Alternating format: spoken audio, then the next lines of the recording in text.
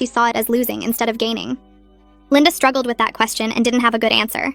She still didn't fully apologize or take complete responsibility for everything, but she stopped making excuses. She stopped saying I was too likable or too present. She stopped blaming me for her feelings. Tom and Bobby watched her carefully during these sessions and called her out if she tried to backtrack or minimize what she'd done. Frank stayed quiet most of the time, but his presence felt protective, like he was making sure Linda couldn't twist the narrative again. Frank started being more careful about family time after that. He made sure to include me in everything and shut down any attempts by Linda to create separate activities. When he took the boys to a basketball game, he made Linda come too and sit with all of us instead of letting her stay home. When Linda suggested the boys might want to do something just with her, Frank said we did things as a family now. He planned dinners where we all had to be present and movie nights where everyone participated. Linda looked frustrated sometimes, but she went along with it. She couldn't argue without making herself look worse. Tom and Bobby became even more protective of me after seeing everything their mom had done.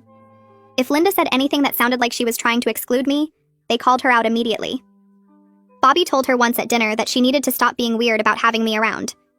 Tom said if she couldn't handle me being part of the family, then maybe she should think about why that was her problem and not mine. Linda's face went tight, but she didn't respond. She knew her own sons were on my side, and arguing with them would only make things worse.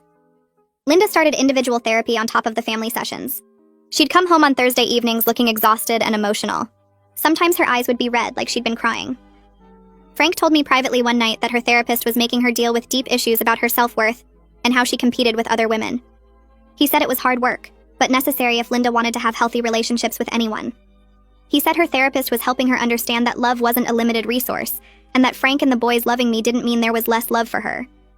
I asked Frank if he thought Linda would ever really change, or if this was just temporary because he'd forced her into therapy. Frank said he honestly didn't know, but he was going to make sure she kept trying, because he wouldn't let her treat me badly anymore. About a month after we got back from Japan, Frank called everyone to the dinner table for what he said was going to be a family meeting. I sat down between Tom and Bobby like usual, and Linda took her spot across from me. Frank served the pasta he'd made, and for the first few minutes we just ate in silence.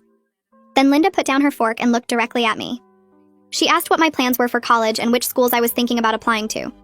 I waited for her to interrupt or change the subject like she always did, but she just sat there listening. I told her about 3 universities I liked, 1 in state and 2 out of state, and explained why each one interested me. Linda nodded and asked follow-up questions about the programs and whether I'd visited any campuses yet.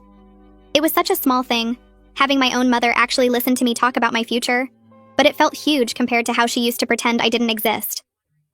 Frank smiled at both of us, and Tom kicked my foot under the table in this encouraging way. The conversation moved on to other topics,